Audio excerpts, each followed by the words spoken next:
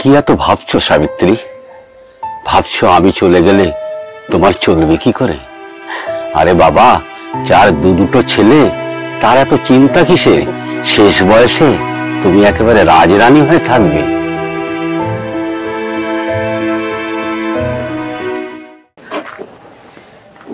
মায়া, একটা চা দে।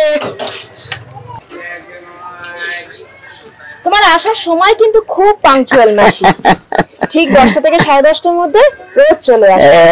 আচ্ছা মাসি, এই সময় রোজ রোজ তুমি কোথায় যাও বলো তো?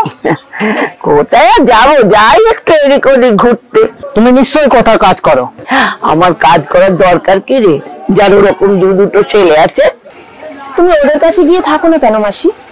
ওই কুড়ে ঘরে কি করতে পড়ে আছো? ওটা কুড়ে ঘর নয় রে মায়া, ওটা হচ্ছে আমার স্বামীর রাজপ্রাসাদ। আসি রে মায়া। ও বাবু, ধূপকাঠি নেবে না? কত করে দাম? 5 টাকা দিন একটা। হ্যাঁ, ধূপকাঠি। ও ভাই, একটা ধূপকাঠি নাও না। আরে নাও না গো।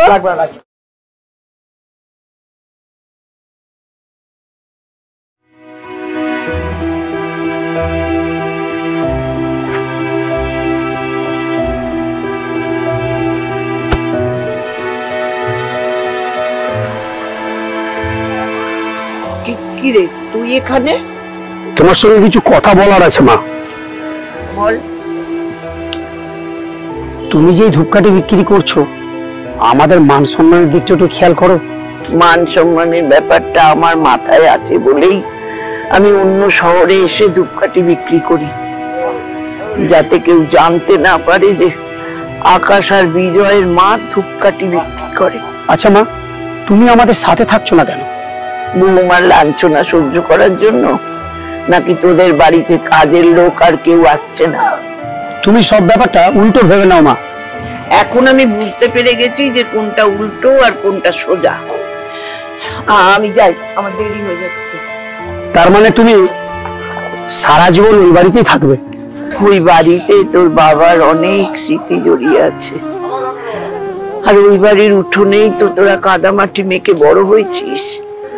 আমার শেষ যাত্রার সময় যদি তোদের বিবেক একটুও নাড়া দেয়, তাহলে একবার আসিস। আমি ওতেই শান্তি পাবো বাবা, আর আমার কিচ্ছু চাই না। আমি আসি। হ্যাঁ, ভালো থাকিস।